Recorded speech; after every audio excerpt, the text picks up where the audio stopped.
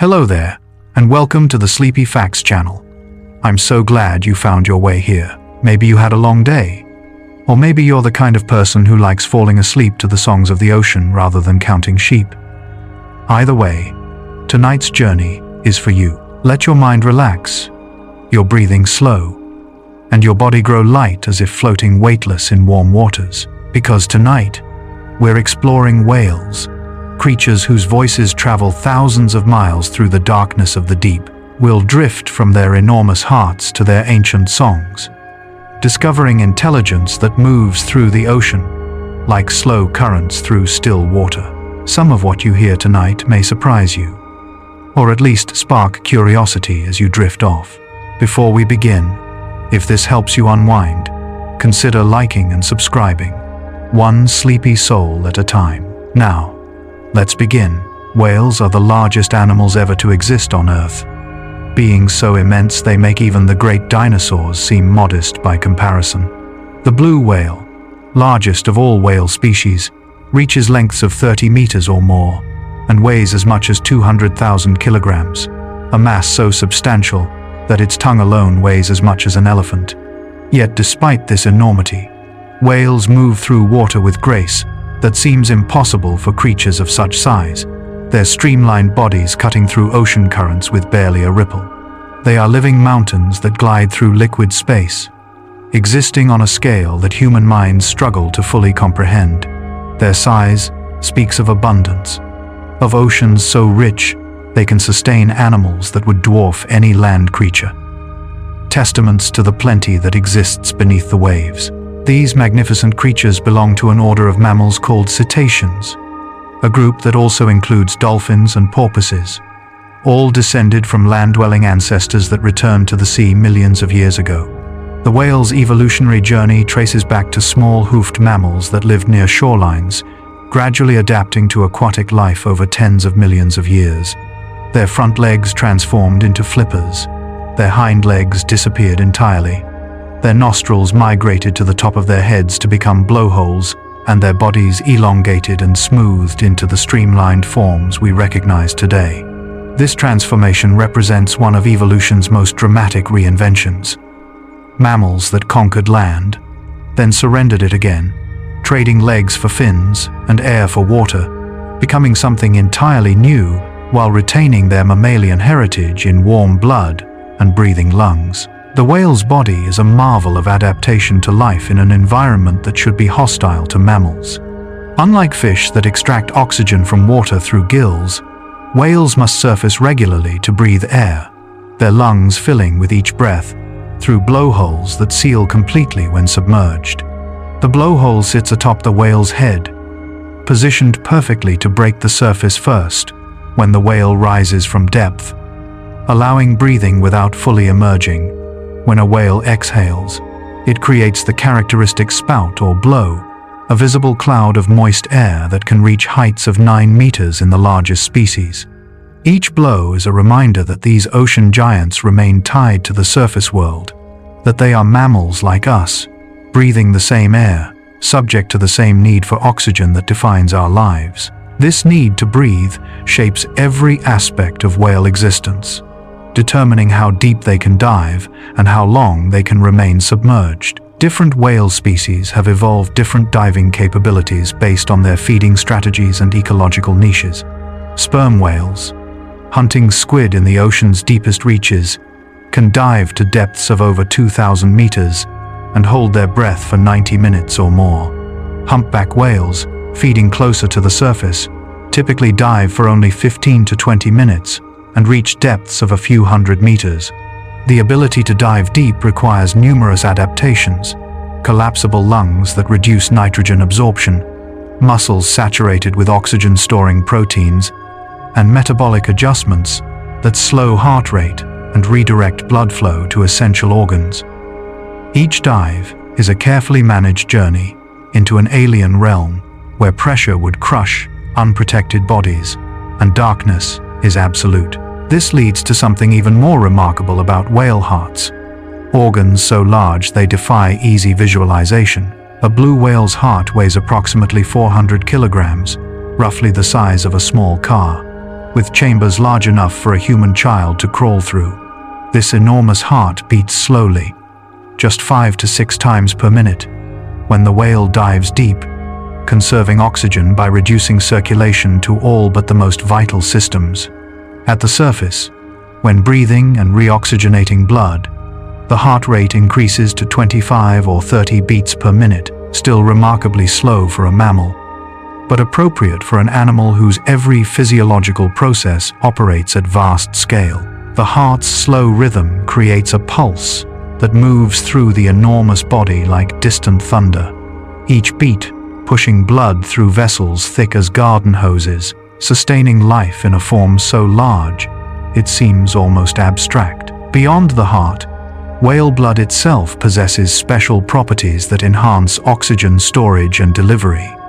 Whale blood contains much higher concentrations of hemoglobin and myoglobin than terrestrial mammal blood, proteins that bind oxygen and hold it in reserve for use during long dives. This oxygen-rich blood, combined with the ability to shut down non-essential functions during dives, allows whales to remain submerged far longer than their lung capacity alone would permit. They are breathing air but living underwater, existing in a state of managed suffocation that would kill most mammals within minutes, yet for whales represents normal life. Each dive is an exercise in biological brinkmanship, pushing toward the limits of what mammalian physiology can endure, then surfacing just in time to begin the cycle again. While the whale's internal adaptations allow it to dive, its external form allows it to move through water with extraordinary efficiency. The whale's body is a nearly perfect hydrodynamic shape, tapered at both ends and thickest in the middle, creating minimal drag as water flows past. The skin is smooth and flexible, able to dampen turbulence that would otherwise create resistance. Beneath the skin lies a thick layer of blubber, fatty tissue that serves multiple purposes: insulation against cold water, energy storage for times when food is scarce, and buoyancy control, to help the whale maintain position in the water column. This blubber layer can be 30 centimeters thick in some species, wrapping the whale in a coat that keeps body heat sealed inside, even in frigid polar waters, where temperatures hover just above freezing.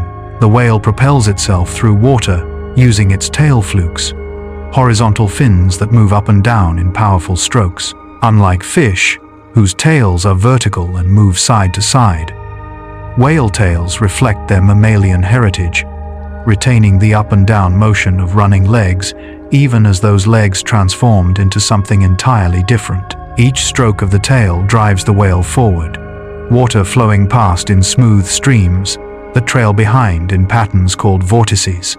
The largest whales can swim at 15 to 20 kilometers per hour during sustained travel, and some species can burst to speeds over 30 kilometers per hour when necessary. Yet speed is not the whale's primary advantage in water. It is efficiency, the ability to travel vast distances while expending minimal energy, covering ocean basins in migrations that span entire hemispheres. Not all whales possess the same body plan. Whales divide into two major groups based on how they feed: baleen whales and toothed whales. Baleen whales, including the blue, humpback, and gray whales, have evolved plates of keratin called baleen instead of teeth, using these flexible filters to strain small prey from massive gulps of water.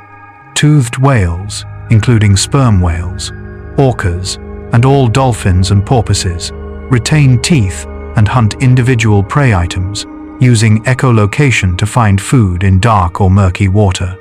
These two groups represent different solutions to the challenge of finding enough food to sustain enormous bodies in a vast, three-dimensional environment where prey is scattered and often hidden. Each strategy works. Each has been refined over millions of years, and each supports species that have become supremely successful in their particular niches. Among baleen whales, the feeding process is a spectacle of controlled enormity. A feeding blue whale, targeting dense swarms of krill, accelerates toward the swarm with mouth closed, building speed like a living torpedo. At the last moment, the whale opens its mouth to an almost impossible degree, its jaws unlocking and expanding to create a cavern that engulfs tons of water and everything in it. The throat pleats, accordion-like grooves that run from chin to belly, expand dramatically, allowing the mouth to balloon to several times its normal volume. With mouth full, the whale closes its jaws and uses its massive tongue to push water out through the baleen plates, forcing the water through, but trapping krill and small fish against the fibrous baleen. The whale then swallows its concentrated meal, consuming thousands of kilograms of prey in a single gulp. This is feeding as engineering problem. The whale transforming itself into a vast filtering mechanism that can process ocean water at industrial scale. While baleen whales filter their food, toothed whales hunt more like traditional predators, though at scales that can be staggering. The sperm whale, largest of the toothed whales, dives deep into the ocean's lightless zones to hunt giant squid, creatures that can reach lengths of 10 meters or more. These hunts occur in complete darkness, at depths where pressure would instantly crush unprotected humans, in an environment so extreme it remains among the least explored on Earth. The sperm whale navigates this alien realm using echolocation, producing clicks that travel through the water and bounce back from objects, creating sound pictures of the surroundings. The whale can detect a squid from hundreds of meters away, tracking it through the darkness, closing the distance until close enough to seize the prey in jaws lined with massive teeth. The struggle that follows, whale against squid in the crushing deep, remains largely mysterious. But the evidence appears on the whale's body. Circular scars from squid suckers, testament to battles fought where no human eyes can witness. This echolocation ability that toothed whales possess represents one of nature's most sophisticated sensing systems. The whale produces clicks in structures within its head, focusing these sounds into directional beams, using the melon, a specialized fatty organ in the forehead that acts as an acoustic lens. The clicks travel outward through water, striking objects and reflecting back to the whale, which receives the echoes through its lower jaw and specialized tissues that conduct sound to the inner ear. The whale's brain processes these returning echoes to create detailed three-dimensional maps of its environment, detecting not just the presence of objects but their size, shape, texture, distance, and movement. Some toothed whales can echolocate so precisely they can distinguish between different species of fish from meters away, select individual fish from a school, and even detect fish buried in seafloor sediment. They see with sound, perceiving a world of acoustic texture and geometry, invisible to creatures that rely on light. Beyond this, there's another mystery in how whales communicate across vast distances. Whale vocalizations, particularly the songs of humpback whales, can travel hundreds or even thousands of kilometers through ocean water, carried by thermoclines and deep sound channels that focus and preserve sound energy. A whale singing off Hawaii might be heard by another whale near Alaska, the sound traveling through the deep Pacific like invisible threads connecting isolated singers. The songs themselves are complex, structured compositions that can last 20 minutes and repeat for hours. Patterns of moans, groans, cries, and trumpet-like calls arranged in recognizable sequences. All the males in a population sing the same song at any given time, and the song evolves over seasons, phrases dropping out and new ones appearing, the entire population adopting these changes in a form of cultural transmission.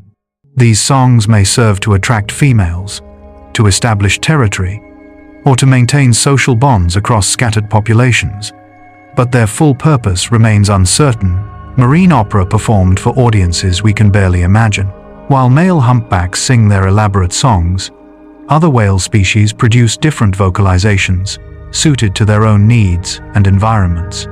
Blue whales produce the loudest sounds of any animal, infrasonic pulses that can reach 188 decibels, louder than jet engines, audible to other whales across entire ocean basins.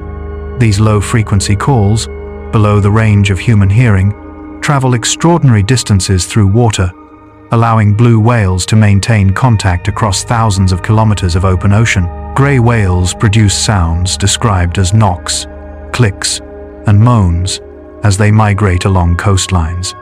Sperm whales click in rhythms called codas, patterns that may identify individuals or family groups, acoustic signatures that announce identity to others of their kind. Each species has evolved its own acoustic repertoire, sounds shaped by the environments where they live and the information they need to convey. The whale's ability to hear these sounds relies on ears uniquely adapted to underwater acoustics. Unlike terrestrial mammals, whales cannot use outer ears to collect and funnel sounds. External ear structures would create drag and serve no purpose in water, where sound travels very differently than in air. Instead, whale ears are internal, isolated from the skull by air-filled sinuses that prevent sound from traveling through bone and overwhelming the delicate hearing structures. Sound reaches whale ears primarily through the lower jaw, traveling through specialized tissues to the ear bones, which are extremely dense and suspended in foam-like sinuses that isolate them from other head structures. This arrangement gives whales directional hearing underwater, allowing them to locate sound sources with precision. A whale can hear another whale calling from kilometers away and determine not just that the call exists, but where it originates, turning toward that distant voice and swimming toward connection across empty ocean. This sensitivity to sound makes whales particularly vulnerable to human-generated ocean noise. Ship traffic creates continuous low-frequency rumble that fills the ocean, masking whale calls and interfering with their ability to communicate and navigate. Sonar, used by military and commercial vessels, produces intense sounds that can disturb whale behavior, interrupt feeding and breeding, or in extreme cases cause physical harm. Seismic surveys for oil and gas exploration create explosive sounds that can deafen or disorient whales. The ocean that was once filled primarily with natural sounds, waves, rain, snapping shrimp, and the calls of marine animals, has become increasingly noisy with human activity, creating acoustic pollution that affects whale populations in ways we are only beginning to understand.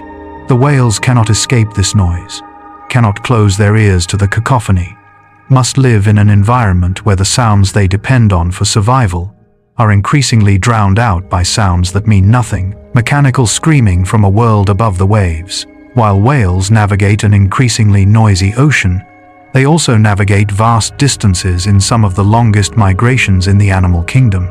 Gray whales travel up to 20,000 kilometers round trip each year, swimming from summer feeding grounds in the Arctic to winter breeding lagoons in Mexico, then back again in a journey that takes them along the entire North American Pacific coast. Humpback whales migrate from polar feeding grounds to tropical breeding areas, crossing entire ocean basins. Individuals identified by unique tail fluke patterns showing up in locations thousands of kilometers apart. These migrations follow routes established over countless generations. Learned pathways passed from mothers to calves, traditional routes that individual whales navigate with precision despite having traveled them only once or twice before. The whales are drawn by the rhythm of seasons, by the reliable timing of plankton blooms in high latitudes, and the calm waters of tropical breeding grounds, ancient patterns woven into behavior by millions of years of evolutionary refinement. Not all whale species migrate over such extreme distances. Some populations remain relatively sedentary, occupying the same general regions year-round, if food resources are sufficient and breeding can occur locally. Other populations show complex partial migrations, where some individuals travel long distances while others remain resident, or where different age and sex classes follow different patterns. These variations demonstrate that migration is not a rigid instinct, but a flexible strategy, employed when benefits outweigh costs, modified when circumstances change. The whale is responding to its environment in ways that maximize survival and reproduction, and those ways differ depending on where the whale lives and what challenges it faces. Flexibility within broad patterns, variation within species, each population finding its own solution to the problem of living in ocean environments that change across space and season. These migrations require navigation abilities that remain partially mysterious. Whales likely use multiple cues to find their way across featureless ocean. The angle of sunlight, the pattern of ocean currents, the Earth's magnetic field, perhaps even taste and smell, detecting chemical signatures of different water masses. Some researchers suggest whales may map their world acoustically, using echoes from seamounts and continental slopes to create mental pictures of ocean floor geography. Whatever combination of cues they use, whales demonstrate remarkable accuracy, arriving at specific locations at predictable times, finding traditional feeding grounds or breeding areas they may not have visited for a year. The ocean that appears uniform to human eyes reveals itself to whales as a landscape full of features and pathways, a structured environment they navigate with confidence, born of deep familiarity. While whales migrate, they sometimes travel alone, and sometimes in groups, depending on species and context. Many baleen whales are relatively solitary, mothers with calves being the only stable social units, though individuals may gather at rich feeding sites or breeding areas, creating temporary aggregations. Toothed whales generally show more complex social structures, living in stable groups that persist for years or even lifetimes. Orcas, the largest of the dolphins and technically a toothed whale, live in matrilineal family groups led by elder females, members staying together from birth to death in bonds that rival or exceed those of elephants. Sperm whales form nursery groups of females and young, while adult males roam alone or in bachelor groups, visiting female groups only for breeding. Each social system reflects different ecological pressures and opportunities, solutions to the challenges of finding food, raising young, and surviving in environments where resources are scattered and threats are real. Among the most complex whale societies, orcas demonstrate cultural variations that differ between populations. Different orca groups specialize in different prey, and these dietary preferences are cultural, learned, and transmitted across generations rather than genetically determined. Some orca populations eat only fish, particularly salmon, while others hunt marine mammals, including seals, sea lions, and even other whale species. These dietary specializations are accompanied by different hunting techniques, different vocalizations, different movement patterns, creating distinct cultures that persist within populations. Orcas from different cultures do not interbreed, even when their ranges overlap, maintaining genetic and cultural separation despite being the same species. They are creatures with traditions, with knowledge systems passed down through teaching and imitation, with identities tied to their groups and the ways their particular community has learned to live in the ocean. This cultural transmission of knowledge means that whale survival depends not just on genetic diversity, but on the persistence of learned information. When experienced whales die, they take with them knowledge that may not be easily replaced. Hunting techniques refined over years, detailed mental maps of feeding grounds, social relationships that facilitate cooperation. Young whales learn by watching their mothers and other group members, gradually acquiring the skills they need to survive. If populations become too small or age structures become skewed by human impacts, this cultural transmission can be disrupted, creating problems that persist even if population numbers eventually recover. The whale is not just a body but a repository of information. And protecting whales means protecting not just individuals but the knowledge they carry and the cultural traditions they maintain. While cultural knowledge passes from generation to generation, individual whales also learn throughout their lives, adapting to changing circumstances and acquiring new skills through experience. Whales show problem-solving abilities and behavioral flexibility that mark them as genuinely intelligent creatures. Humpback whales have been observed using bubble nets to concentrate fish, blowing bubbles in coordinated patterns that create cylindrical walls of bubbles, trapping fish in the center where the whales can feed efficiently. This bubble netting requires cooperation between multiple whales, each taking specific roles, some diving deep to begin the bubble spiral, others driving fish toward the trap, still others timing their approach to engulf fish. just as the bubble net constricts. The coordination suggests communication and planning, whales working together toward a shared goal in ways that demand more than simple instinct. Beyond cooperative hunting, whales show individual innovation, discovering novel solutions to challenges they face. Gray whales have learned to feed on the ocean floor, rolling onto their sides and sucking sediment and prey into their mouths, then filtering out the inedible material, a technique that leaves long furrows on the seafloor, marking where whales have fed. Some humpback whales have learned to associate fishing boats with easy meals, following boats and stealing fish from nets or lines, a behavior that spreads through populations as other whales observe and imitate the technique.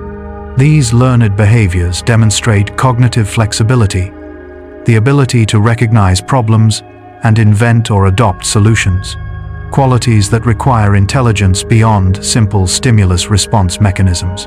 The whale is thinking, processing information about its environment, making decisions based on understanding rather than blind instinct. This intelligence manifests also in play behavior that serves no obvious survival function.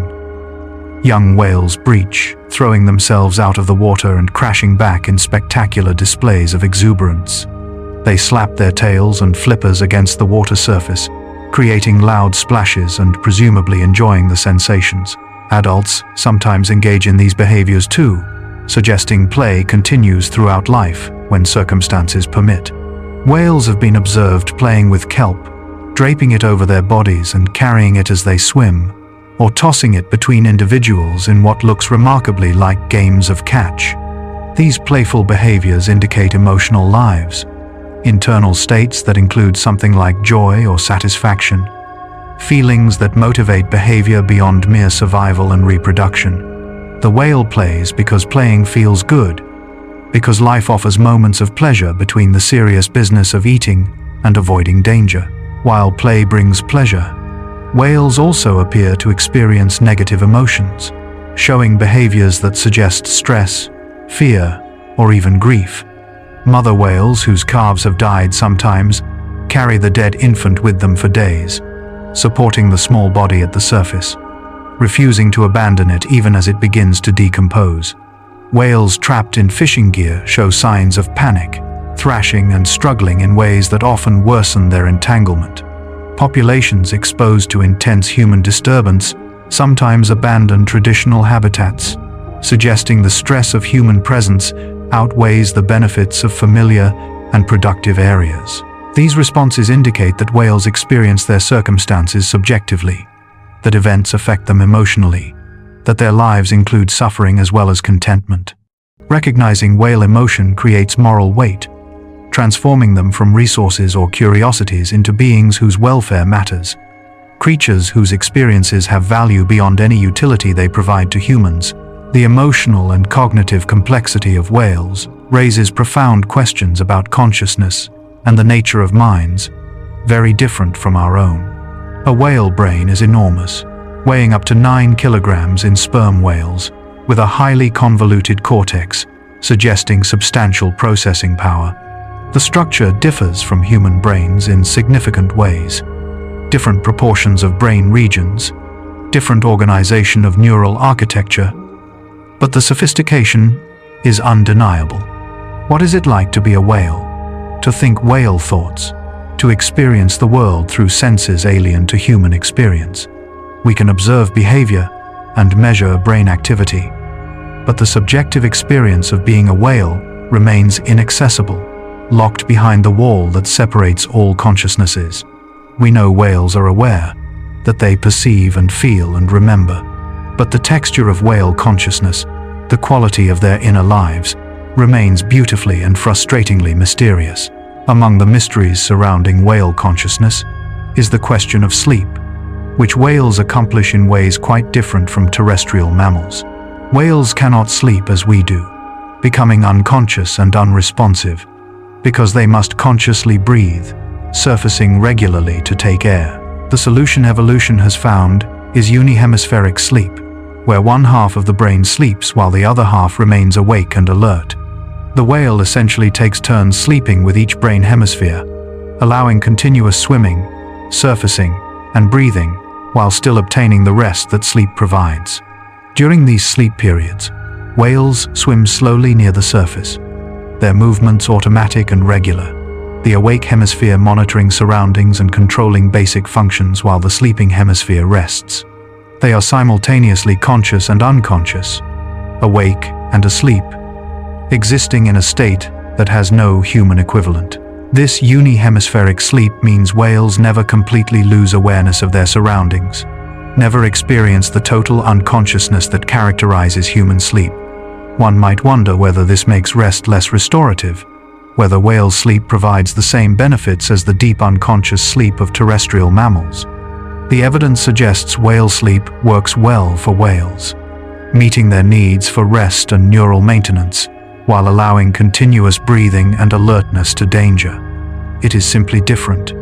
Another demonstration that mammalian biology can find multiple solutions to the same challenge. The whale lives in a state of perpetual semi-awareness, half dreaming while moving through dark waters, never fully present and never fully absent, suspended between waking and sleeping in a way that seems alien, until you remember they are breathing ocean, that they are mammals awkwardly fitted into an aquatic existence that demands constant attention to the simple act of staying alive. While whales rest in their peculiar half-sleeping state, they sometimes float motionlessly at the surface in behavior called logging, their bodies parallel to the surface like drifting logs, hence the name. Groups of whales will sometimes log together, floating side by side in companionable rest, breathing in synchrony, their massive bodies rising and falling gently with the swell. These resting aggregations create moments of stillness in lives otherwise spent in motion. Brief respites where the endless swimming pauses and the whale simply exists, suspended between sky and sea, neither moving toward anything nor fleeing from anything, just being present in the vast blue. The image of resting whales floating at the surface carries a quality of peace, enormous beings at ease in their element, taking the rest they need before resuming their journeys through endless ocean. These moments of rest punctuate lives that are otherwise constantly active. The whale engaged in the eternal tasks of finding food, maintaining social bonds, migrating to appropriate habitats, and raising young. Even at rest, the whale is breathing, thinking, sensing, remaining aware of its surroundings, and ready to respond to opportunity or threat. Life as a whale is life in motion, existence as perpetual journey through three-dimensional space, every moment requiring decisions about where to go, what to do, how to spend energy. The whale cannot stop entirely, cannot truly rest, as land animals do, but must continue forever swimming, forever breathing, forever being whale, until the last breath and the final descent into the darkness that eventually claims all living things. The whale's perpetual motion through the ocean requires enormous amounts of energy, and obtaining that energy demands feeding strategies as remarkable as any aspect of whale biology. Baleen whales, despite being the largest animals on Earth, feed on some of the ocean's smallest creatures, consuming vast quantities of tiny prey to fuel their massive bodies. Blue whales feed almost exclusively on krill, shrimp-like crustaceans that swarm in dense clouds in productive waters. A single blue whale can consume 4 tons of krill per day during peak feeding season, filtering these tiny animals from the water in gulp after gulp, filling its stomach with protein-rich prey. This relationship between the largest animal and tiny prey creates a strange inversion of scale, giants sustained by creatures individually insignificant, but collectively abundant enough to support bodies measured in hundreds of tons. The locations where whales find their food are not randomly distributed, but concentrated in specific areas where ocean conditions create exceptional productivity. Upwelling zones, where deep cold water rises to the surface bringing nutrients from the ocean floor, support explosive blooms of plankton that feed krill and small fish, which in turn attract whales. The edges of continental shelves, where deep ocean meets shallow coastal waters, often concentrate prey in predictable locations. Polar waters during summer months become incredibly productive, as melting ice releases nutrients, and long daylight hours fuel photosynthesis, creating conditions that support the massive food webs upon which whales depend.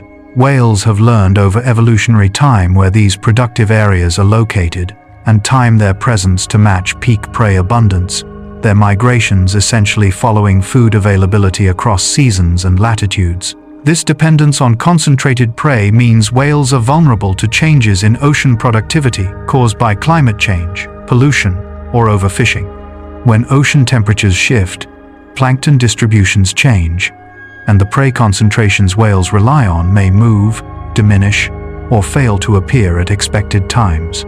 Whales that arrive at traditional feeding grounds expecting abundant food may find little available, creating energetic stress that affects their ability to survive, grow, and reproduce.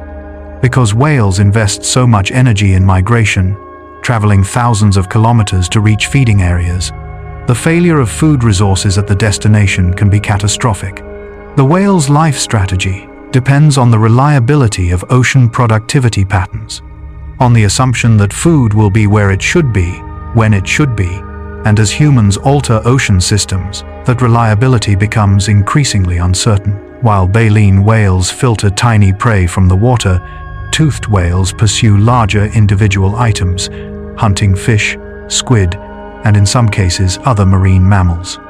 The techniques vary by species and target prey, but all involve locating prey through echolocation and then seizing it with teeth designed for grasping rather than chewing.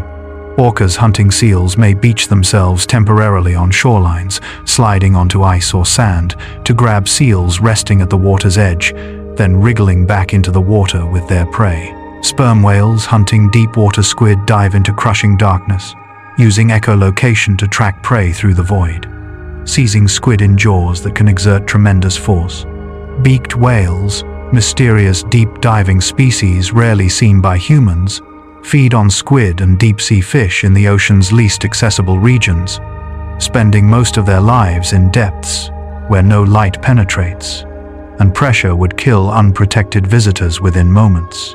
These different feeding strategies create different body forms and abilities, each species shaped by the demands of catching its particular prey. Orcas have tall dorsal fins and powerful bodies suited for fast pursuit and maneuvering.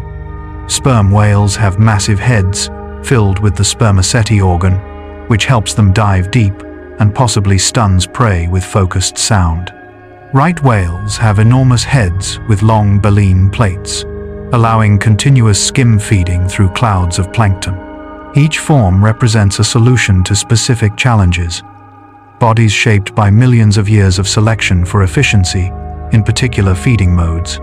The diversity of whale forms reflects the diversity of oceanic food resources, each species exploiting a different niche, all coexisting by partitioning the ocean's resources in ways that reduce competition. Beyond feeding, whales must also avoid becoming food themselves, though their size provides substantial protection from most predators.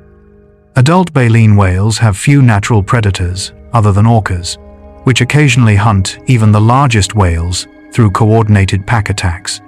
Toothed whales face threats from large sharks and from other toothed whales, though again adults of larger species are relatively safe. Young whales, however, face significant predation risk, their smaller size making them vulnerable to attacks that would not threaten adults. Mother whales with calves are vigilant, positioning themselves between their young and potential threats, using their bodies as shields. When threatened, some whale species form defensive circles with adults facing outward and calves protected in the center.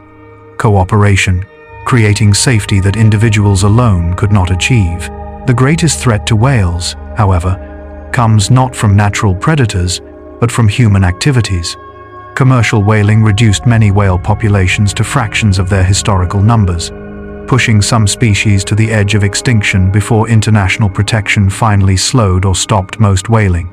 Even now, decades after major whaling ended, many whale populations have not recovered, their numbers remaining far below historical levels. Beyond direct hunting, whales face threats from ship strikes, fishing gear entanglement, ocean pollution, noise, habitat degradation, and climate change. These impacts create a gauntlet of hazards through which whales must navigate, each threat individually, manageable perhaps, but collectively creating conditions where whale survival becomes increasingly precarious. Ship strikes kill hundreds of whales each year as vessels collide with whales at the surface, the impact crushing or cutting the whale's body with propellers. The problem is particularly acute in areas where shipping lanes cross, whale migration routes or feeding areas, concentrations of both ships and whales creating high collision risk.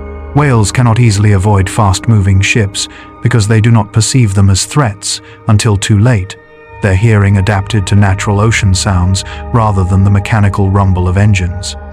Slowing ships in whale habitat reduces collision risk substantially, but implementing such measures requires cooperation between shipping companies, governments, and conservation organizations, coordination that does not always occur despite the straightforward effectiveness of the solution. Fishing gear entanglement poses another serious threat. Whales becoming wrapped in nets, lines, and other equipment, unable to free themselves. Entangled whales may drown if they cannot surface to breathe, or they may carry the gear for months, the lines cutting into flesh, restricting movement, preventing feeding. Some entangled whales are rescued by specialized response teams, but many die before help arrives or in locations too remote for intervention. The problem stems from the sheer amount of fishing gear in the ocean and the whale's inability to perceive it as dangerous until they are already entangled. Some fishing practices create more entanglement risk than others, and changing gear designs or fishing methods can reduce the problem, but the solutions require industry changes that come slowly when they come at all. While entanglement and ship strikes cause direct mortality, pollution affects whales in subtler but equally serious ways. Chemical pollutants accumulate in whale tissues, building up over lifetimes until reaching concentrations that affect health, reproduction, and immune function. Plastics ingested by whales can block digestive systems or create false feelings of satiation, whales starving while their stomachs fill with indigestible debris. Noise pollution, as mentioned earlier, interferes with communication and navigation. These pollution impacts are insidious, often invisible, creating conditions where whales sicken and die without obvious cause. Populations declining through accumulated stress rather than spectacular catastrophes. The ocean that should support whale life becomes instead a toxic environment, contaminated by substances whales did not evolve to handle and cannot avoid. Despite these mounting pressures, some whale populations show signs of recovery, demonstrating resilience when given protection and opportunity. Humpback whales, once hunted nearly to extinction, have rebounded substantially in several populations, their numbers increasing steadily over decades of protection. Gray whales in the eastern Pacific have recovered to near pre-whaling abundance, though western Pacific populations remain critically endangered. These successes demonstrate that whale conservation can work, that reducing threats allows populations to recover, that the damage done by whaling is not necessarily permanent. The recoveries also remind us that whales are adaptable, that their life history allows population growth when conditions permit, that the same traits that make them vulnerable to rapid depletion also allow relatively fast recovery if threats are removed.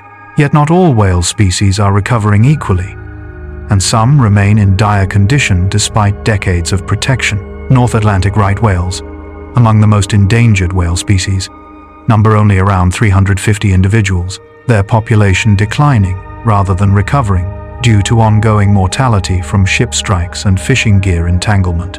Several other whale species and populations remain at critically low numbers, their recovery uncertain despite conservation efforts. The variation in recovery success reflects differences in the threats each population faces, the habitats they occupy, and their particular life history characteristics. Conservation cannot be a one-size-fits-all approach, but must address the specific challenges each population encounters, tailoring protection to fit particular circumstances. Among the challenges facing whale conservation is the fundamental difficulty of protecting animals that live in international waters. beyond the jurisdiction of any single nation. Whales migrate across entire ocean basins, passing through the waters of multiple countries and spending time in areas that belong to no one. Protecting them requires international cooperation, agreements that cross political boundaries, enforcement mechanisms that work in remote areas far from governmental authority. Creating and maintaining such cooperation is difficult, particularly when economic interests conflict with conservation, when countries disagree about protection priorities, or when whale presence creates problems for fishing or shipping industries. The whale becomes a test of humanity's ability to cooperate globally, to manage shared resources for long-term benefit rather than short-term gain. While humans debate whale conservation, the whales themselves continue their ancient patterns, breeding and raising young according to cycles refined over millions of years.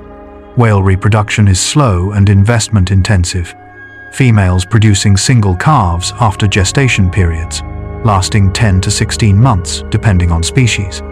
The calf is born tail first underwater, emerging already large. A newborn blue whale calf measures around 7 meters long and weighs nearly 3 tons, but helpless and dependent on its mother for survival.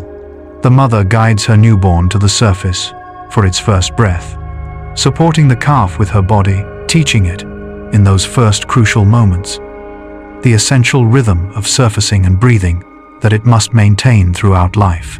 The bond between mother and calf begins immediately, the two remaining in close contact for months or years as the calf grows and learns.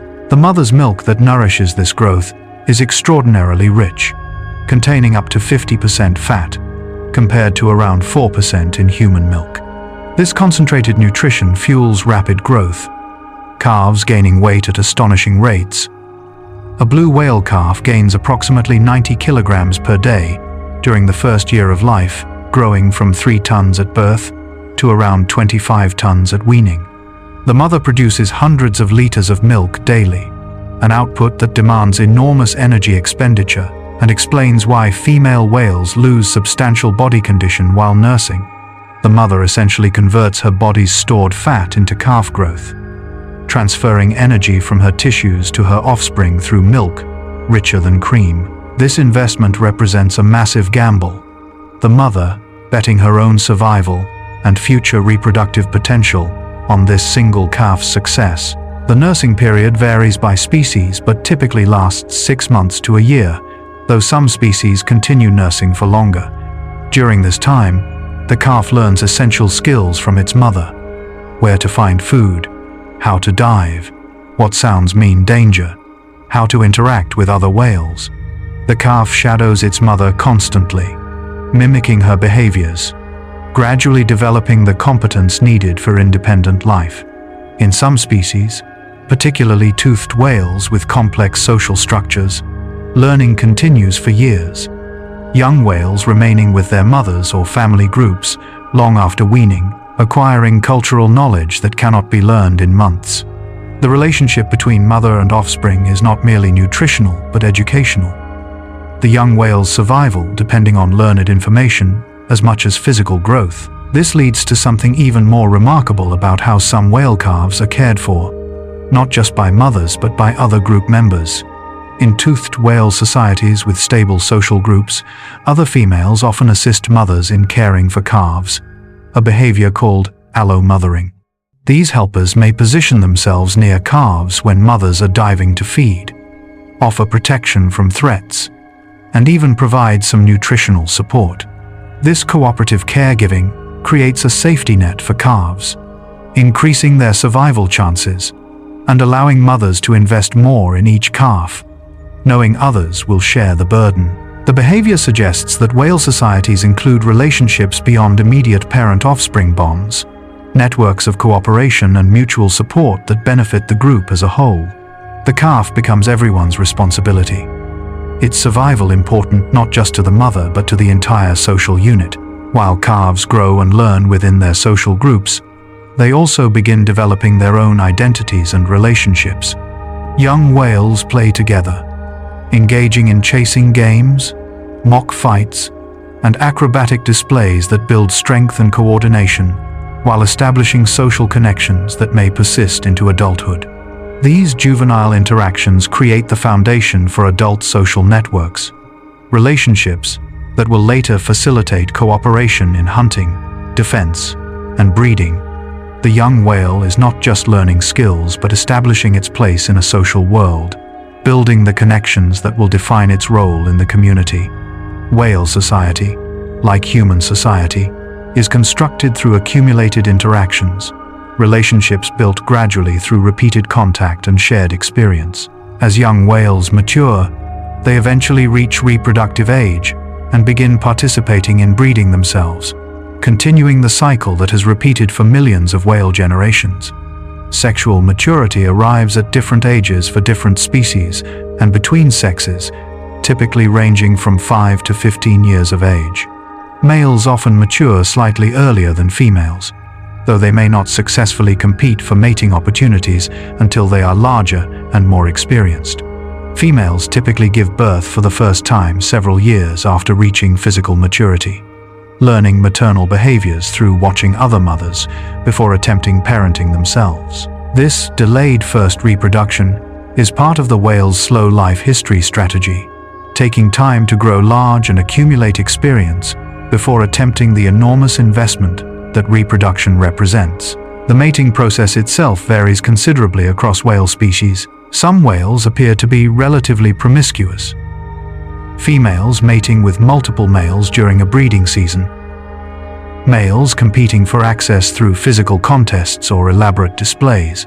Male humpback whales sing their complex songs to attract females, the singers spaced across the breeding grounds like radio stations broadcasting from separate towers. Male right whales compete through sperm competition rather than physical combat, their enormous testes producing vast quantities of sperm to overwhelm competitors' contributions. In some species, males show little direct competition, mating appearing almost casual, though subtle hierarchies and preferences likely exist beneath apparent randomness.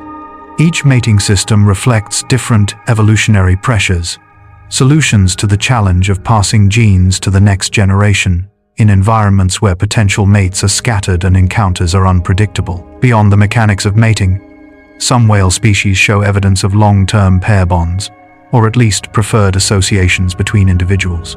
Humpback whales have been documented returning to the same breeding areas and associating with the same individuals across multiple years, suggesting at least recognition and perhaps preference. Some toothed whale species with stable social groups mate within their communities, relationships embedded in larger social structures that persist across years. Whether these associations represent something like love or merely familiarity is impossible to determine, but the patterns suggest that whale reproduction is not entirely impersonal, that individual relationships may matter even in the domain of mating. The whale choosing a mate may be exercising preference based on qualities we can only guess at, selecting based on vocal displays, physical size, behavioral displays, or subtle characteristics invisible to observers. While mating and reproduction continue, whales also face the reality that all lives eventually end, and when whales die, their massive bodies create unique ecological events. A whale carcass sinking to the ocean floor becomes a whale fall, a concentrated package of nutrients that can support specialized communities for decades. Deep-sea creatures that normally exist in nutrient-poor environments gather at whale falls, feeding on the abundant flesh and fat. Scavengers arrive first, consuming soft tissues within months. Then come species that colonize bones, extracting lipids stored in the porous bone structure. Finally, bacteria that break down the remaining materials create chemical environments that support communities found nowhere else on Earth. A single whale carcass can support hundreds of species, creating an oasis of life in the deep sea, a gift that extends beyond death, the whale's body becoming habitat and food source long after consciousness has ended. This cycle of life and death, growth and decay, connects whales to the broader ocean ecosystem in ways both obvious and subtle. Living whales shape their environments through feeding, migration, and waste production. Whale feces, rich in nutrients, fertilizes surface waters where plankton grow, creating what researchers call the whale pump. Nutrients transferred from deep waters where whales feed to surface waters where they defecate. This nutrient cycling enhances ocean productivity, potentially increasing the very prey populations that whales depend on. A positive feedback loop where whales help create the conditions for their own food. Dead whales feed the deep sea, providing nutrients to communities that would otherwise struggle in the perpetual scarcity of the abyss. The whale is not separate from the ocean but integrated into its cycles, shaping and being shaped by the living systems it inhabits. Among the most profound connections between whales and their environment is the role they play in carbon sequestration, capturing and storing carbon that would otherwise contribute to atmospheric greenhouse gases. Whales accumulate carbon in their bodies throughout their lives, incorporating it into tissues built from the marine food web. When whales die and sink to the deep ocean floor, they carry that carbon to depths where it will remain sequestered for centuries or millennia, removed from the active carbon cycle. Additionally, whales' nutrient recycling activities stimulate phytoplankton growth, and these microscopic plants absorb carbon dioxide through photosynthesis, further reducing atmospheric carbon. The presence of healthy whale populations contributes to ocean health and climate regulation in ways that are only recently becoming appreciated. Whales providing ecosystem services that benefit the entire planet. While scientists study these ecological roles, whales continue swimming through waters that hold countless mysteries. There are species of beaked whales known only from a few specimens washed ashore, their living behavior completely unknown. There are populations of familiar species about which we know almost nothing. Their migration routes, feeding habits, social structures remain undocumented.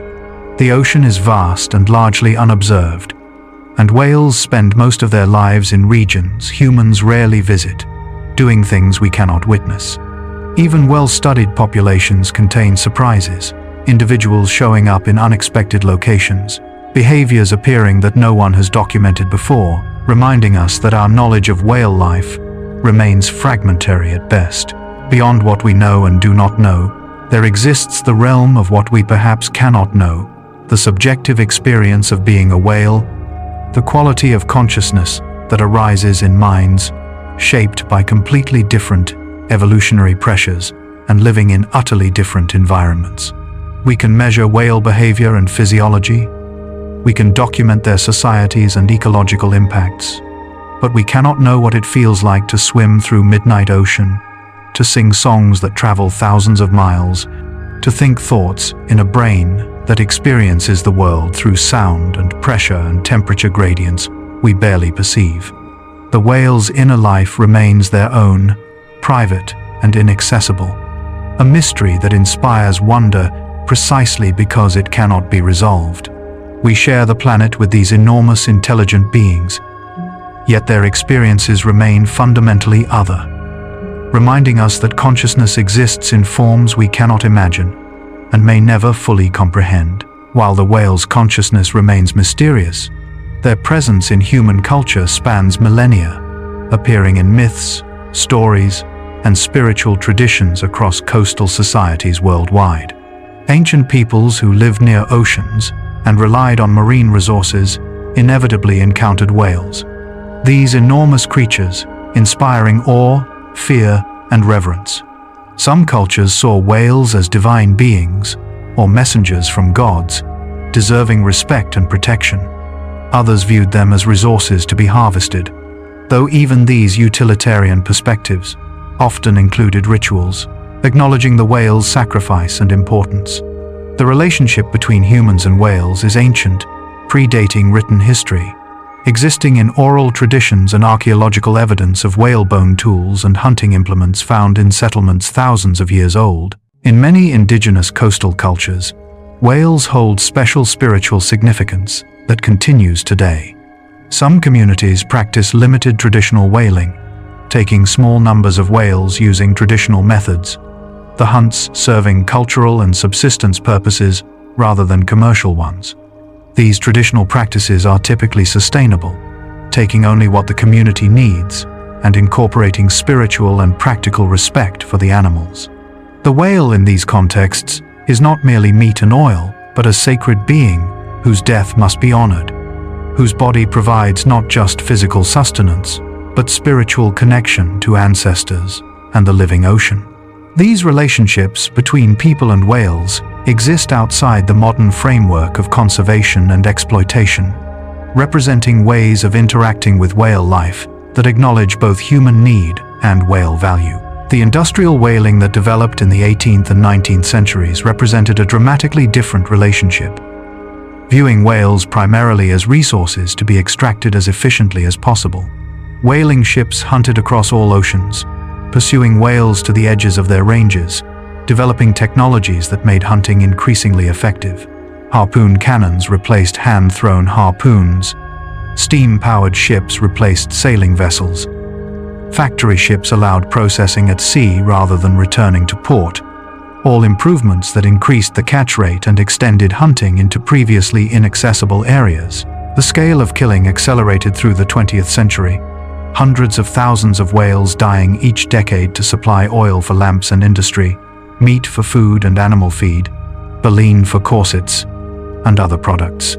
This industrial slaughter reduced many whale populations to remnants of their former abundance. Blue whales, which may have numbered several 100,000 before whaling, declined to perhaps 1,000 or 2,000 individuals by the time protection arrived. Right whales, named because they were the right whales to hunt, slow swimming, floating when dead, yielding large amounts of oil, were reduced to tiny populations that still have not recovered.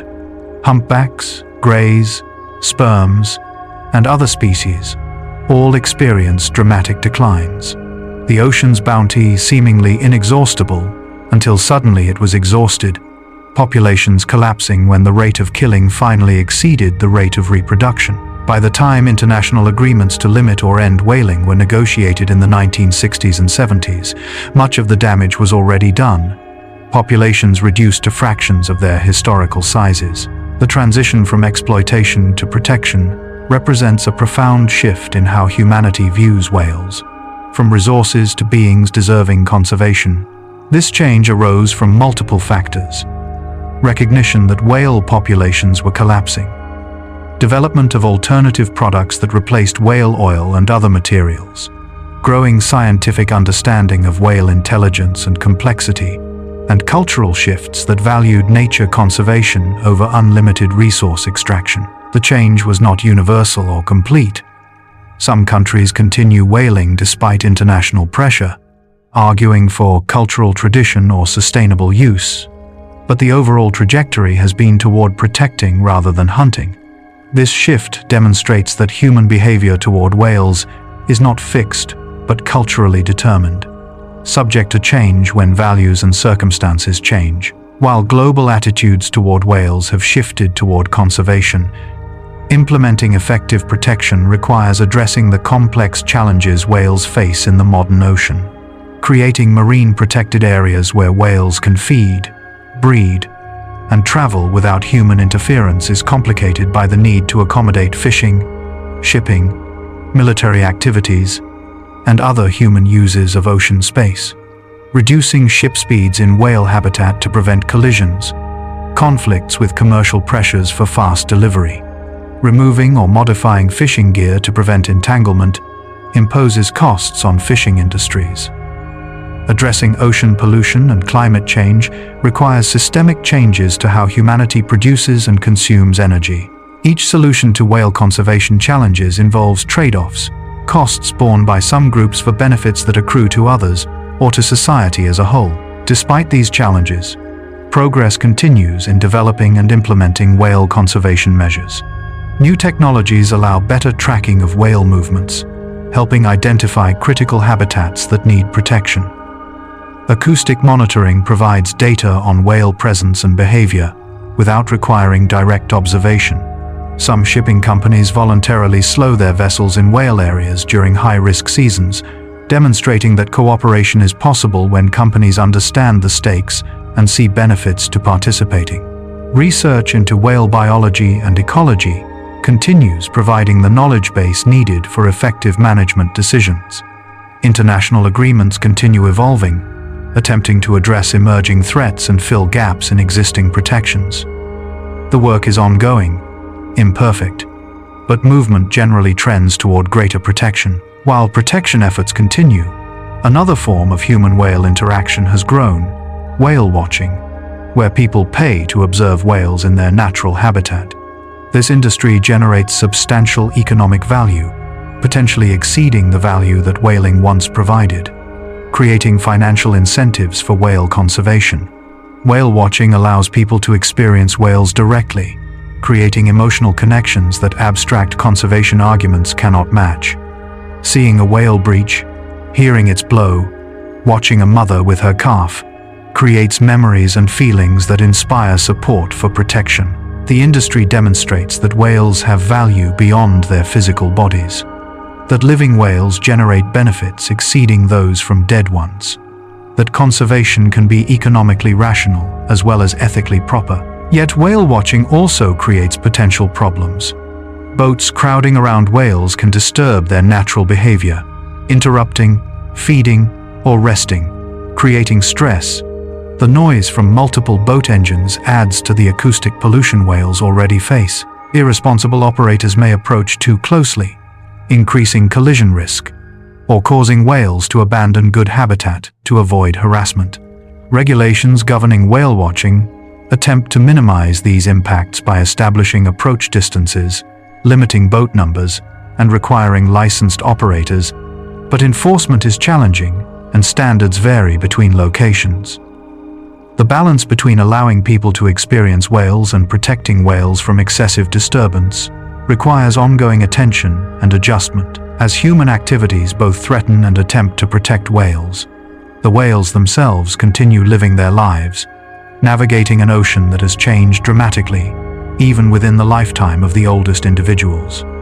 The changes they encounter, warming waters, shifting prey distributions, increasing noise, chemical contamination, are not abstractions, but lived realities affecting where they can go, what they can eat, how they can communicate.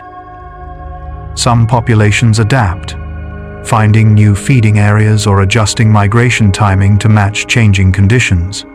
Others struggle, unable to adapt quickly enough to keep pace with rapid environmental change. The flexibility that allowed whales to survive past changes faces unprecedented challenges, from the rate and magnitude of current changes, evolution's gradual refinements, perhaps too slow to keep pace with human-driven transformation of global systems.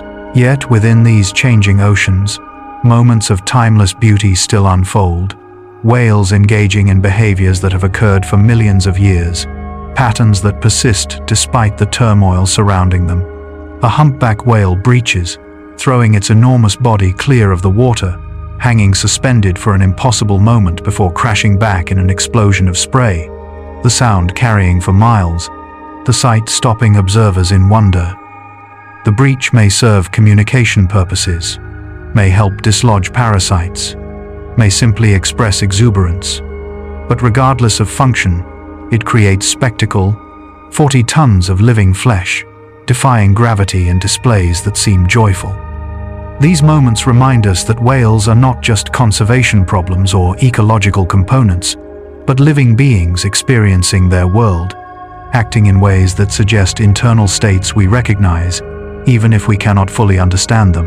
While breaching captures attention, much whale behavior is quieter, less dramatic, but no less remarkable. A whale's spy hopping lifts its head vertically out of water, eyes above the surface, apparently looking around at its surroundings.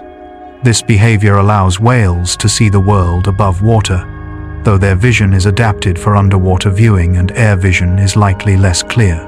Gray whales spy hopping near coastlines may be orienting to landmarks, identifying their position along migration routes. Orcas spy hopping may be looking for seals on ice floes or beaches. The behavior suggests curiosity. Whales interested in what exists in the strange realm above the water, brief glimpses into a world they can see but not enter, the boundary between water and air, traversed only momentarily. Beyond spy hopping, whales engage in tail slapping and flipper slapping, striking the water surface with these appendages to create loud sounds. These slaps may communicate information to other whales, the percussive bangs carrying well through water. They may express frustration or aggression, warnings to other whales or boats that have come too close. They may serve to stun fish, making them easier to catch. Or they may be playful, whales enjoying the sensation and sound of striking water with force. The behavior appears across many whale species in varied contexts, suggesting multiple functions or perhaps simply that whales find slapping satisfying, engaging in the behavior because it provides some internal reward that we can observe, but not experience. Among the most mysterious whale behaviors is their response to stranding, when whales come ashore and become trapped on beaches, unable to return to water. Some strandings involve single individuals, possibly sick or disoriented, making navigational errors that lead them into shallow water where they cannot turn around. Other strandings involve entire groups, dozens or even hundreds of whales beaching together in mass stranding events that seem inexplicable. Various theories attempt to explain mass strandings: errors in echolocation in gently sloping beaches, pursuit of prey into shallow water, following sick leaders who swim ashore, disorientation from underwater noise, disease outbreaks affecting entire groups. The true causes likely vary between events, different factors combining in different strandings, but the phenomenon remains poorly understood, whales dying in ways that seem preventable. If only we understood what drove them onto beaches in the first place. These strandings, whether individual or mass, often trigger rescue efforts, people attempting to refloat stranded whales and return them to deep water. Success varies. Some whales swimming away apparently unharmed, while others restrand or die despite rescue efforts. The difficulty lies partly in the whale's size. Moving animals weighing tons requiring equipment and many people, and partly in the stress that stranding places on whale bodies not designed to support their own weight out of water. A stranded whale can suffer organ damage from compression, overheating from inability to thermoregulate, and respiratory difficulty from the weight of its own body pressing on lungs. Time becomes critical. Each hour the whale remains stranded, decreasing survival chances. The rescuers work against time and physics, trying to return these ocean beings to their proper element before their bodies fail under burdens evolution never prepared them to bear. While strandings represent abnormal events, they reveal the fundamental vulnerability of whales. Creatures supremely adapted to water, but helpless on land, their mastery of one environment, leaving them utterly dependent on remaining in that environment. The whale cannot survive out of water, cannot breathe if its blowhole is submerged face down in shallow water, cannot support its own weight if gravity acts without water's buoyancy to assist. This specialization that makes whales so successful in the ocean also makes them vulnerable to conditions that push them outside their narrow envelope of survivability. They are masters of their domain, but only of their domain, and straying beyond its boundaries brings swift consequences.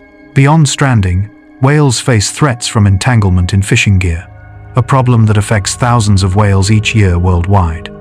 The entanglement may occur in nets, in long lines with hooks meant for tuna or other fish, in crab pot lines, in any of the countless pieces of fishing equipment that fill commercial fishing grounds. A whale swimming through these waters may not see the lines until wrapped in them. The thin cordage, nearly invisible in murky water and not well detected by echolocation, evolved to find prey rather than synthetic materials. Once entangled, the whale often cannot free itself, the lines tightening as the whale struggles, cutting into flesh, restricting movement, making feeding and breathing increasingly difficult. Some entangled whales carry gear for months before dying, their bodies weakening as wounds fester and movement becomes more labored. Slow deaths stretching across seasons. Teams specializing in whale disentanglement work to help these trapped animals, approaching entangled whales from boats and using specialized tools to cut away lines. The work is dangerous, requiring skilled personnel to approach massive, powerful animals that are frightened and in pain, cutting lines while avoiding injury from thrashing tails and powerful bodies. Not all entangled whales can be reached. Some swimming in waters too remote or rough for response teams to access. Others are too dangerous to approach, their behavior too erratic, or the conditions too risky for safe intervention. Each successful disentanglement represents a life saved, a whale freed to continue living. But each success is shadowed by knowledge of the many that could not be helped, that died wrapped in human-made materials that should never have been in their paths. While some whales die from entanglement, others succumb to ship strikes. Collisions between whales and vessels that occur with tragic frequency in busy shipping lanes. Large commercial ships travel at speeds where whale strikes often go unnoticed by crew, the impact absorbed by the massive vessel, while the whale suffers crushing or cutting injuries. Smaller vessels may injure whales without realizing it. The collision felt, but not understood. The damaged whale swimming away to die later from internal injuries. The problem concentrates in areas where shipping lanes cross whale habitat, particular hotspots where geography and economics conspire to put whales and ships in the same space. Reducing ship speeds in these areas significantly decreases collision risk, giving whales time to detect and avoid vessels. But implementing speed restrictions requires coordination between governments, shipping companies, and ports. Cooperation not always easy to achieve. These human-caused mortalities, ECOs, from entanglement, ship strikes, pollution, and habitat degradation, occur against the background of natural mortality that all whale populations experience. Old whales eventually die, their bodies weakening until they can no longer hunt effectively or make necessary migrations. Sick whales succumb to disease, their immune systems overwhelmed by infections or parasites. Young whales die at high rates, many calves failing to survive their first year despite maternal care. Predation by orcas takes some individuals from most whale species. These natural deaths are part of the ecosystem. Whale mortality creating opportunities for scavengers and deep-sea communities, cycling nutrients through food webs. The problem arises when human-caused mortality adds substantially to natural mortality, pushing death rates above birth rates and driving populations toward decline rather than stability or growth. The mathematics of whale populations are unforgiving. Their slow reproduction, meaning small increases in adult mortality, can drive populations downward. A female whale producing a calf every 3 to 5 years and living for 50 years might produce perhaps 10 to 15 offspring in her lifetime. If even 1 or 2 of those calves survive to reproduce themselves, the population remains stable. But if adult survival decreases even slightly, if females die before completing their reproductive years, if calf survival drops, the population begins contracting. Because whales live so long and reproduce so slowly, population declines can persist for decades before becoming obvious, the population appearing stable, while actually containing too few young animals to replace dying adults. By the time the decline becomes apparent, the population may be far smaller than it appears, already committed to further decline, even if conditions improve.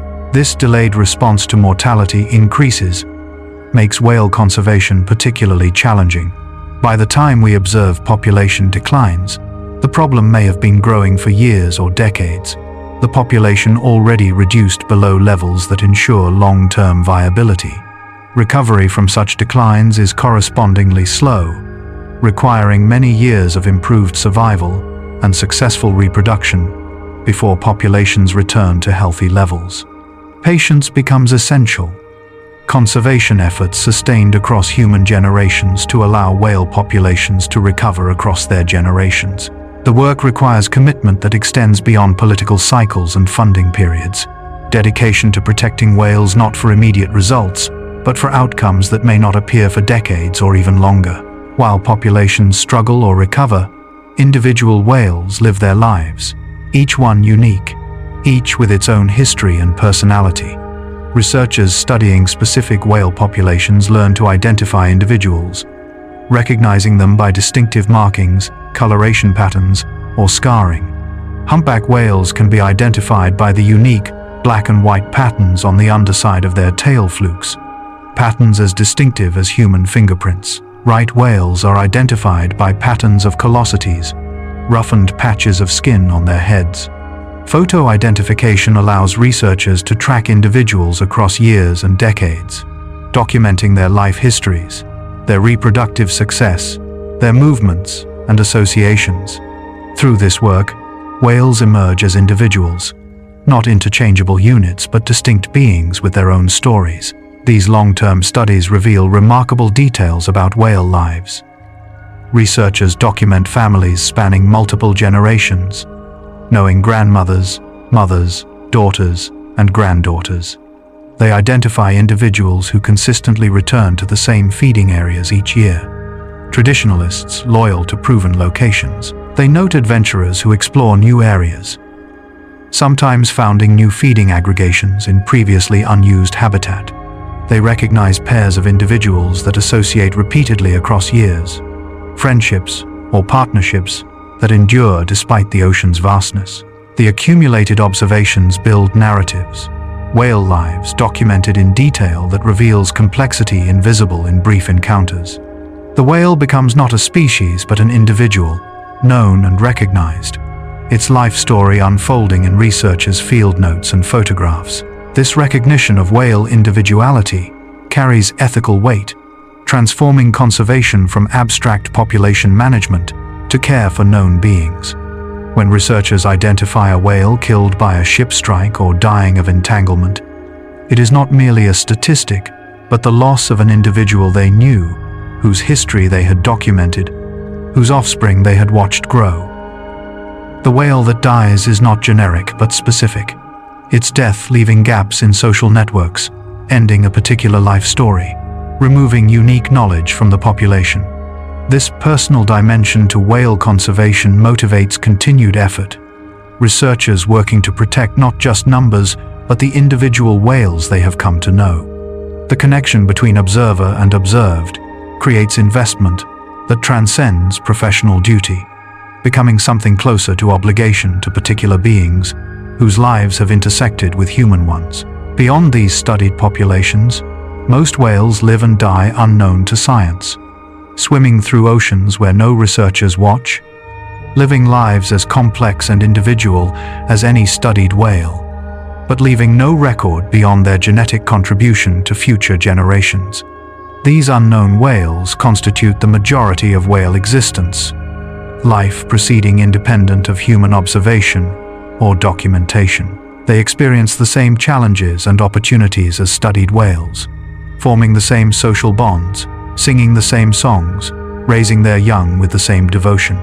That they remain unknown does not make them less real or less valuable, merely less documented, their stories existing even if no one records them. Among the unknowns surrounding whale life is the question of what happens in the deep ocean, in areas and depths humans rarely visit.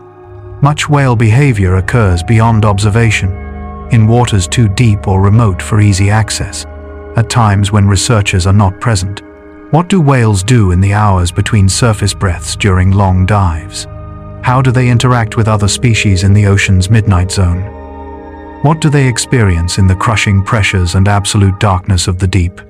These questions remain largely unanswered, our knowledge of whale life biased toward what occurs near the surface, in daylight, in areas where research vessels can operate.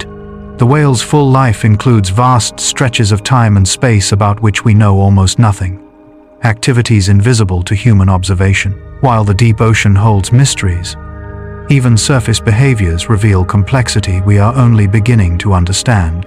The songs of humpback whales, for instance, continue to puzzle researchers despite decades of study. Why do males sing these complex songs? What information do they convey? Why do all males in a population sing the same song? And why does that song change over time? How do females evaluate singers, and what makes one song more attractive than another? The questions accumulate faster than answers, each study revealing new complexity, suggesting layers of meaning in whale songs that remain undeciphered. The songs may be saying something we cannot understand, carrying information in structures our minds cannot decode. Communication as sophisticated as human language, but organized according to principles Evolution has not given us the capacity to comprehend. This gap between what we observe and what we understand characterizes much of whale research. We see behaviors without knowing their full function or meaning. We measure population changes without understanding all the factors driving those changes. We document social structures without knowing how whales experience their relationships. The whale remains partially opaque, revealing aspects of itself through behavior and physiology while keeping its subjective experience private. This incompleteness in understanding need not paralyze conservation efforts. It is not. We know enough to recognize threats and implement protections, but it should instill humility, recognition that our knowledge has limits, and that whales exist in ways that exceed our ability to document or comprehend them. Among the most humbling aspects of whale life is their sheer temporal scale. The oldest whales alive today were born before human activities reached their current intensity. Swimming oceans less noisy, less polluted, more filled with prey. Bowhead whales, which can live over 200 years, carry within their bodies the memory of oceans that existed before industrial civilization transformed the planet. A bowhead whale born in the early 1800s would have lived through the height of commercial whaling, through 2 world wars, through the entire Industrial Revolution, through humanity's transformation, from a species of millions to one of billions. Such a whale, if it survived to the present, would have witnessed the entire arc of modern human history, its life spanning generations of humans while remaining fundamentally whale, consciousness persisting across timescales that dwarf individual human lives. These long-lived whales provide living links to the past, their bodies and memories connecting present to history in ways few organisms can.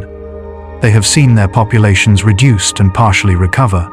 They have swum through oceans as they transformed under human influence. They have watched ice retreat and weather patterns shift. They carry within themselves the accumulated experience of survival across immense change. Wisdom built from decades or centuries of navigating oceanic existence. When these old whales die, they take with them direct knowledge of times now historical to humans. Windows into the past, closing as each long-lived individual passes. Their loss represents not just numbers decreasing but history ending. First-hand experience of past conditions vanishing with no replacement. While individual whales eventually die, the species as a whole persists, populations continuing across generations despite losses, life flowing forward through genetic lines that stretch back millions of years.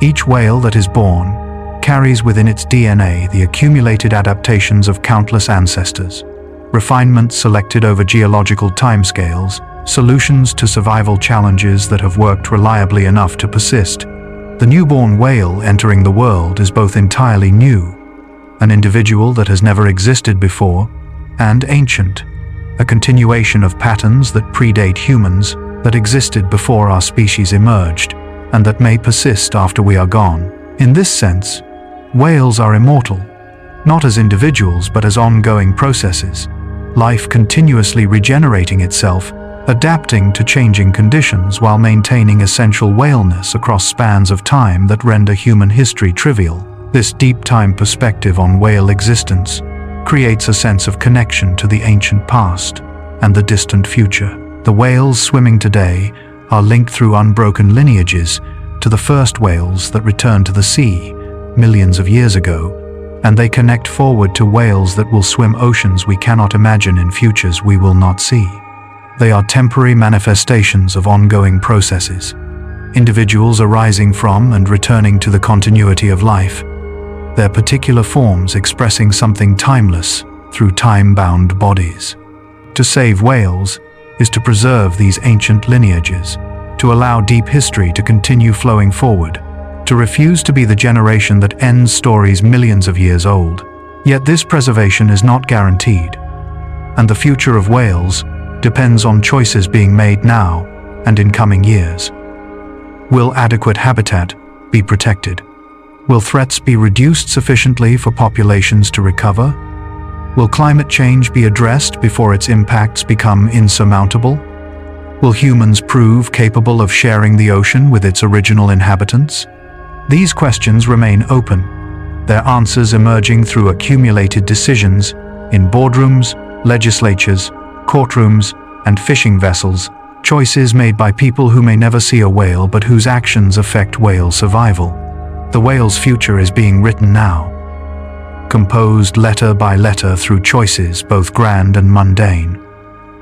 The final text, still uncertain, still subject to revision if enough people decide that whales matter enough to make different choices.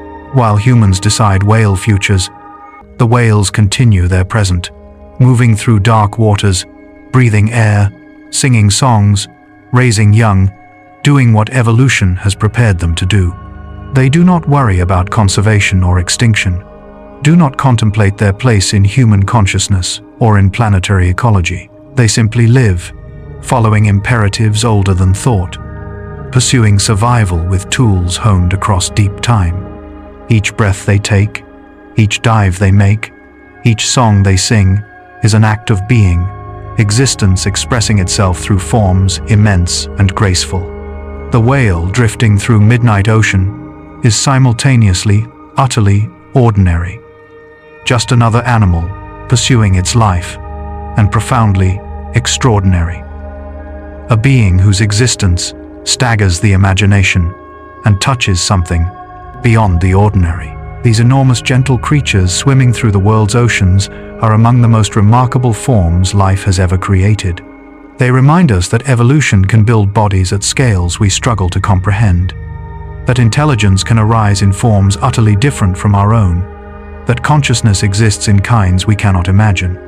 They demonstrate that mammals can reconquer the seas, that adaptation can transform land animals into ocean dwellers. They reveal that cooperation and culture exist beyond humans, that social complexity and individual identity appear across vast evolutionary distances. They are proof that the world contains wonders, that mystery persists, even in an age of science, that the ocean still holds secrets that may never be fully revealed. And now the whales fade behind your thoughts, sinking into the darkness of the deep where they spend so much of their lives. We have drifted through 100 quiet truths about these magnificent creatures, from their enormous hearts that beat so slowly to their ancient songs that travel so far, from their vast migrations to their complex societies, from their deep dives into crushing darkness to their breaches into bright air. You are connected to this world. You are a mammal, as whales are mammals, separated by evolution, but sharing fundamental biology, warm blood, breathing lungs, care for young, brains that think and feel. The same ocean that holds whales covers most of the planet you live on, connecting all shores, touching all continents.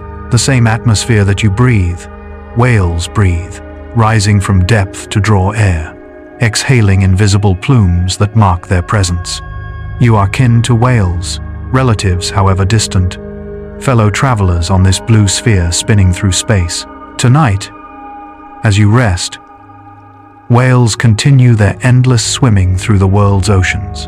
In the cold waters of the Arctic, bowhead whales move through leads in the ice, their massive heads breaking through barriers that would stop smaller creatures.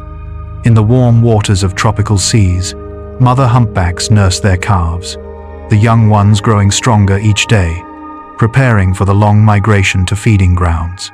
In the lightless depths of the Pacific, sperm whales hunt giant squid, struggles between titans occurring where no light penetrates, in pressures that would crush unprotected flesh. Off the coasts of continents, gray whales travel ancient migration routes, passing headlands and entering bays, their ancestors visited before humans walked on two legs. The whales continue, as they have continued for millions of years, as they will continue for as long as ocean remains. And you are safe, warm, resting on solid land while whales rest in water, half their brains sleeping while the other half keeps them breathing, keeps them swimming, keeps them alive in their fluid world. They are patient as the tides, ancient as the sea, gentle despite their size, singing despite the darkness, living despite the challenges, persistent in ways that inspire wonder. If you are still awake, go ahead and watch the next chapter. Sleep well and dream softly of enormous beings moving through vast blue spaces, of songs echoing across thousands of miles, of breaths drawn at the surface and long glides through darkness below, of families swimming together through the endless ocean, of lives lived on scales we can barely comprehend. Good night.